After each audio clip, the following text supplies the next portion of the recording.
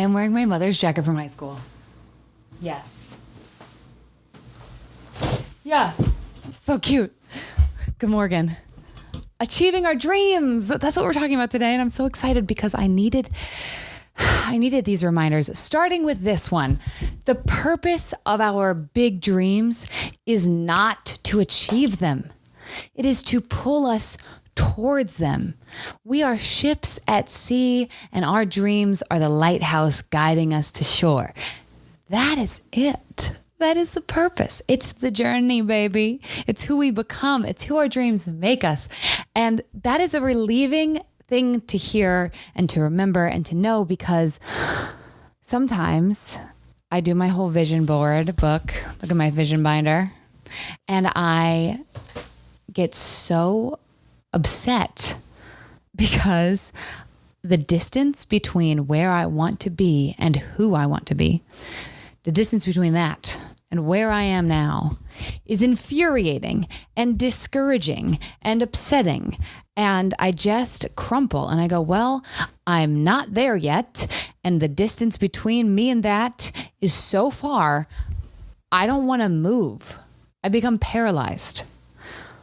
But that's because we have this weird cultural obsession with the extraordinary.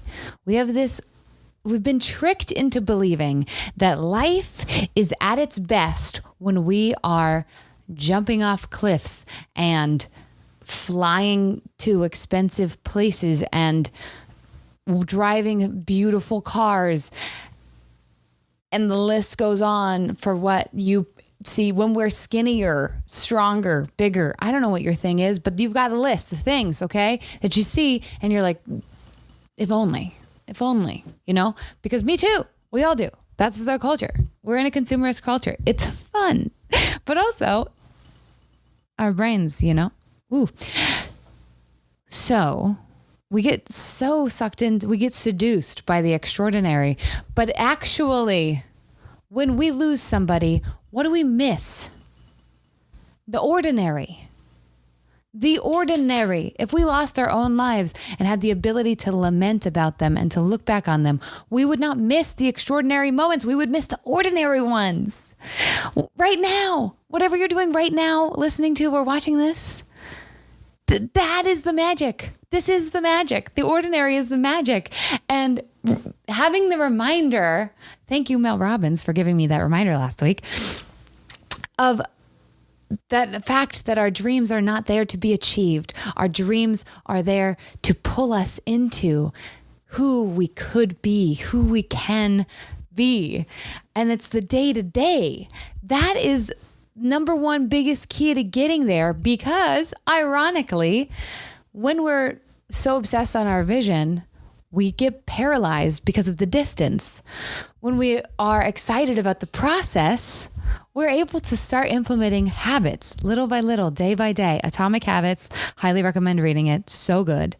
There is an excerpt in that book that talks about quality versus quantity. And we have this notion that quality is king. Quality is it, but quantity creates quality. And there's a beautiful example. There's a professor of a photography class. He splits his class of 200-ish people into two. One half, he says, you will be graded on the number of photos you take this semester. The other half, you'll be graded on the 3 best photos you take this semester. At the end of the semester, I will choose on a blind testing, whatever. He will choose blindly, not knowing from which group he's choosing. Along with a cohort of people, we will choose whose photos are the best, and you'll win prizes for that.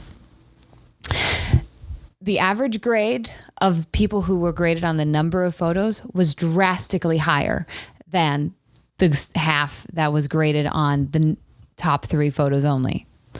And every single photo chosen as the top photo was from the quantity group, the group that was graded on doing more, just the volume.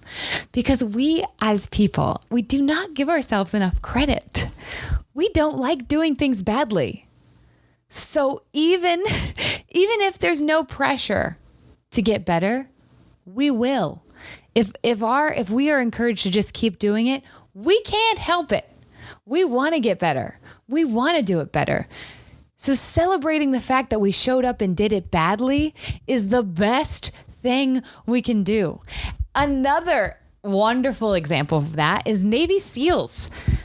Andrew Huberman was studying Navy SEALs who actually make it through Hell Week, the week where they put weights on you. They don't let you, weights on you underwater, don't let you sleep, have you carrying logs, just try to break you so that you feel like you're going to die, literally break you. Some people like break their legs in the process.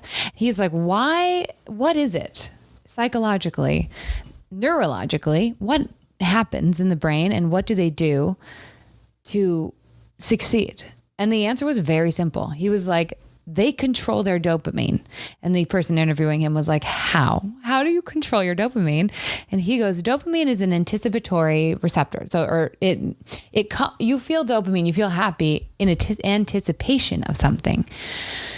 So what they do is they celebrate all the tiny wins and then anticipate the next tiny win. So basically, you made it 20 seconds underwater. Hell yeah, look at me. I'm a badass motherfucker. Just wait till the next, just wait. You just wait. It's this, I'm about to kill it. I'm about to kill it in these tiny increments.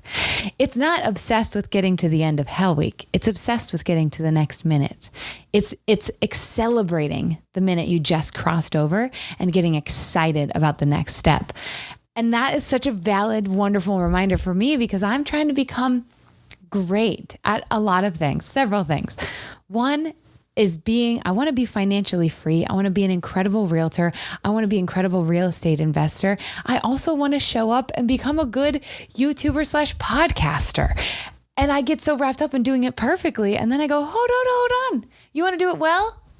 Show up and celebrate the fact that you showed up and did it badly and learn how to do it better. That's it. So I can't get into the nitty gritty of whatever your goal is because I don't know what it is, but I can with full confidence say everything. I've been in multiple career paths, and no matter what the career path I was in, from film and TV to finance to real estate to restaurant work, I'm not going to keep listing. Every single time, the people who were the most successful were not the most talented. They were not the most charming. They weren't even the actual best, like on paper, but the most successful because they showed up the most and they kept getting better. That's it. Okay. Congratulations on your day today already. Okay. I'm so happy you spent a few minutes with me, and I hope you love your day. I hope you love you. Good Morgan.